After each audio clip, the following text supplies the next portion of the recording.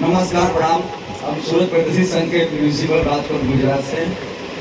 आज हमारे यहाँ ये एक जामनगर से गायक आए हैं। इनका रिकॉर्डिंग हो चुका है। हम जो इनका नाम है परशुराम, इनका रिकॉर्डिंग हो चुका है। हम इन्हीं से बातचीत कराएंगे इनका रिकॉर्डिंग कैसे हुआ, गाना गा के कैसा लगा, अब ये बताएंगे। ये टॉपिक से कुछ करना चाहते हैं आप लोग, सुनिए। गाना का कैसा लगा भाई? यहाँ पे बहुत मस्त लगा भैया। आपका स्टूडियो में आके हमारा माने आनंद आया कि भैया मेरा अच्छा से रिकॉर्डिंग करवाएं। राजकोट में जो ये स्टडी करता है सूरज परदेसी जी के स्टूडियो में आइए गुजरात में, आप लोग रिकॉर्डिंग करवाइए अच्छा से।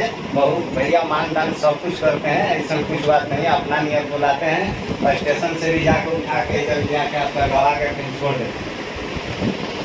एक बार अपना गाना लाइव सुनाइए थोड़ा सा। चले लगोली और हिरन के टोली जैसे छूटे लगी बम। केहू न टिकी ओखनी के आगे जतिये में होला ई दम। खसी भेड़ा के जैसन कटा जइबे जहिया यहीर के आंगा में आ जइबे, जहिया यहीर के आंगा में आ जइबे।